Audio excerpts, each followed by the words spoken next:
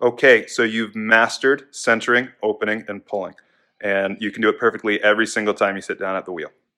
Just kidding. You would be a freak if right away you picked up all those things that quickly. So it's totally fine if you need to keep going back and looking at the initial demos about setting up the wheel, getting started, centering, opening, pulling. But when you feel pretty comfortable or you have a cylinder that you're proud of, let's sit down and talk about shaping it. Okay, just to recap, we're going to get a nice medium fast speed going on our wheel, sit as close as possible, get some water on our clay, locking my left elbow in at my hip, making a capital L shape. That force is going to push in, mainly with this part of my palm, and my right hand's going to karate chop over the top, pinky knuckles crossing center. I'm going to hold still and let go slowly when I feel that clay calming down to keep it nice and under control. I'm going to put my index finger and maybe even my ring finger on the middle finger of my right hand, kick my thumb out, kind of a 90-degree angle. That right thumb holds onto my left wrist, and I'm keeping my right wrist low as I drill down. I'll stop when I feel like I'm getting pretty close to 1/4 of an inch. Take my needle, stab through the clay, run my finger down until I hit clay, and then I know that's right where I want to be. I'm going to get down on the inside and slowly change the angle of that opening.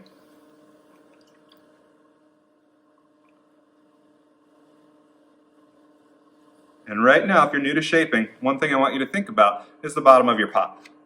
I don't want to open this really, really wide. Early on, we make a lot of kind of candy dish low vase forms. And if you want a taller piece, something that's a little bit more narrow and a little bit more elegant, you don't want to open very wide. So I've just got enough room to get my fingers down on the inside here. I'm going to take my sponge and compress the floor. Just going to wad it up, press down in the center, and move to the right to get rid of any of those marks from my fingers and to make sure that all of the clay particles are aligned nice and strong so my pot's less likely to crack. Great. Now, I'm going to make that rock and roll llama. Connect both thumbs on the outside, squeeze down at the bottom, and slowly chase that clay all the way up to the rim, where I'm going to hang out for a second and slowly let go to the side.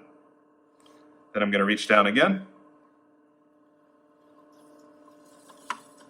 You can see that bead right here. I'm trying to get on top of it. Continue squeezing it against those fingers on the inside, all the way up until I feel like my wall is already the thickness that I want it to be, where my left hand backs off, but my right hand continues driving in to keep this pot narrow. That's what's going to let us make a nice vase or bottle form, mug form. It's nice to have some sense of what you're trying to make before you get started. So it takes a long time to get there, a lot of practice I should say. What we're looking for eventually is 3 or 4 pulls, 3 or 4 times, bringing our hands from the bottom slowly up to the top to get all of the weight out of the pot and throw a nice even wall. We do that so the clay is still strong when we get to shaping. So that was 3. I've got one more little bit of clay down here, and I can connect my hands, but when I do it, you can see I'm flaring that rim, and I might not want to flare my rim. So if I can't connect my hands anymore, I'm going to make that left arm vertical right above the pot. I'm going to press in with my fingertips, drive in on top of the clay just like before. But that vertical arm of my left hand is really, really important to make sure I'm not bending that rim and turning this cylinder into more of a bowl. And that right hand driving in the entire time. I don't usually take my left hand out, I just want to show you what's going on. That right hand driving in the entire time is really important to keep a tall, narrow cylinder because the wheel makes everything want to be a bowl. Now for shaping, we're going to work with this metal rib here. And remember, if they're new, they can be sharp, so be careful when you're taking the slip off, doing things like that. After a while, they dull out like mine is here. But I'm going to hold it with all 4 fingers on one side, my thumb in the other, a little bit of an angle. We talked through this in the last video. I'm going to hold it just shy of 90 degrees to the pot. So if this is the pot, it's a little bit of an angle back towards me, like that. And I'm going to turn the top of the rib slightly away from me, so I'm not making a mark with this corner here. Just like we talked about, I'm going to let my left hand get a head start, slowly come all the way up the rib, then the 2 move together. only when that left hand reaches the top of the rib. So unlike a pull, the left hand gets a head start. This should all be a review from the last video. Now that we have a clean cylinder, I want to start thinking about adding some volume in this lower section and creating a shape. So up until this point should all be pretty much review from our last class. Now we're going to get to the fun part, really giving this cylinder some personality and turning it into a vessel. So I'm thinking about making kind of a typical vase shape, something that comes out and has a little bit of volume down low and then moves in the top. And that's really all we can do on the wheel. We can make the clay go out and we can make it go in. So practicing both of them together is going to be your best use of time in terms of getting comfortable moving clay around. So I'm going to use my rib just like before. I'm going to lean it out and give the clay somewhere to go. If I have the rib stacked right on top of the surface like this and I press against it, if that rib is not moving at exactly the same pace, what happens is you get a wobble. So if I press out right now and that rib holds its ground, you can see that pot starts to shake. So instead, it's important that we give the clay somewhere to go. I'm going to lean it out and bring the clay to it, but we're going to start down here at the bottom. So I'm using the flat side of the rib to touch right where the clay meets the bat. I'm using just the pads of my middle two fingers on the inside here, and my thumb is connecting and making them strong. It's just up high, because if it was down low, you can see my hand gets much, much wider. So I'm bringing it up nice and high. Those fingertips are going to press down, gently bring the clay to the rib, and slowly slide up.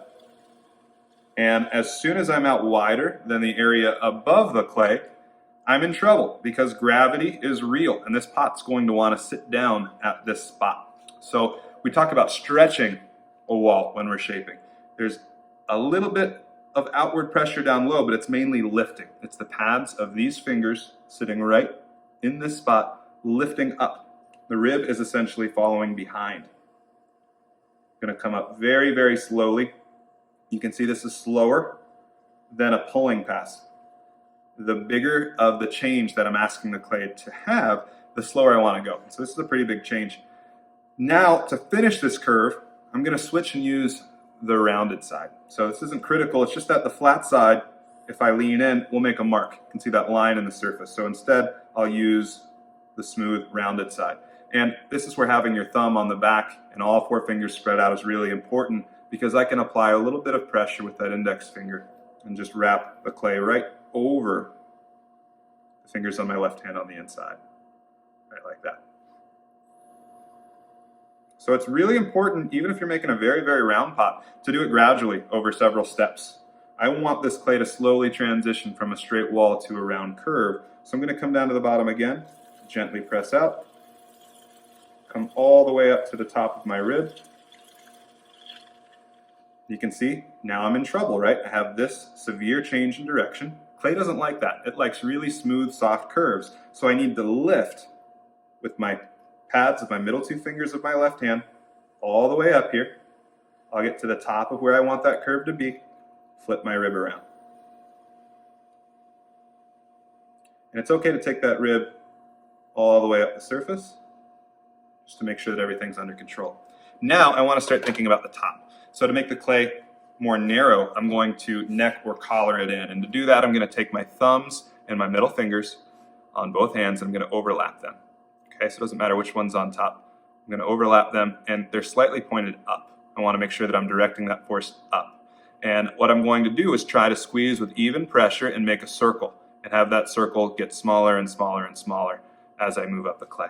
It's very, very important that the surface of the clay is wet and that my hands are wet so that it slides. If my hand sticks, if my skin sticks to the clay and it catches a little bit, the wheel's moving at a constant speed. So if I slow it down, it's going to twist, or in the worst case scenario, it could even tear. So the first thing I'm going to do is come all the way up to the rim here and lean it in a little bit. That gets the rest of the pot used to the idea that it wants to move in. Otherwise, if I were to pinch in down low, it would all of a sudden be more narrow than the rim. So I want the rim giving a little bit of a head start. I'm going to decide where I want it to start to get narrow. For me, that's right about here. Reach all the way around, and I'm looking down inside the rim, trying to watch this negative space and keep it a circle. As soon as I add pressure, I'm going to start moving. Come all the way to the rim and let go slow. So it just got a little bit more narrow there. every single time I do a collaring pass, my rim gets a little bit funny. So if it's a small inconsistency, I can hold on to that rim with a wet thumb and middle two fingers, place an index finger right over the top and hold still and get it back under control. You could also try wrapping your sponge over. But you want to take care of that and get it in good shape. If it's a larger inconsistency, you can hold it that same exact way, wet thumb and middle fingers, rest your needle tool on your thumb, and very slowly turn through till that needle touches your fingers on the inside of the pot, and then you can lift it off. But every time you're going to want to go back, soften, and compress that rim. Let's go in a little bit further, a little bit tighter. So I'm going to add some water. The important thing here is that as soon as I add pressure, I start moving. If I sit in one place adding pressure, it's going to direct that pressure down. So I want to make sure those fingers are leaning up from the very beginning, starting to move all the way up to the rim. And if I want a vase, I could just let go. And if I want that rim to come in, I'm going to come right up to it, wrap those fingers all the way around, and the circle's just getting smaller and smaller now. And bring it in separately. And then make sure that we clean it up.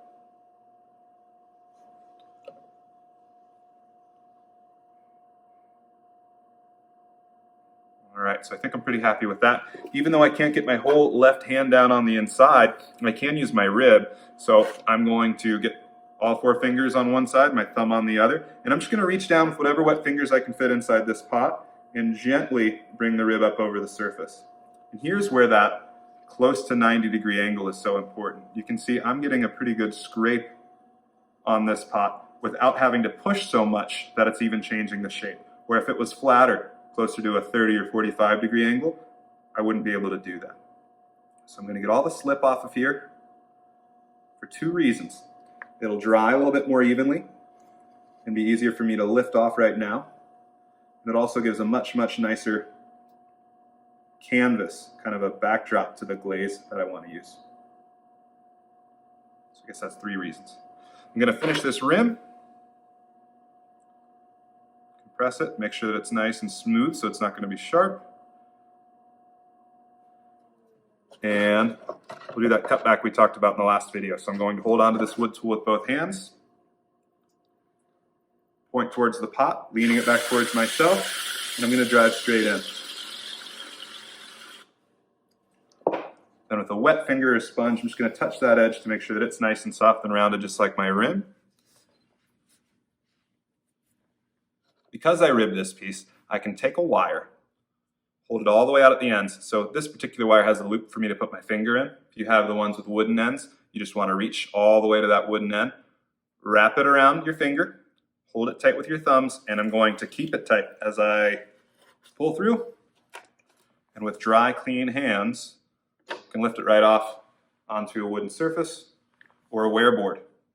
Thanks for watching, and thanks for studying with Queen City Clay.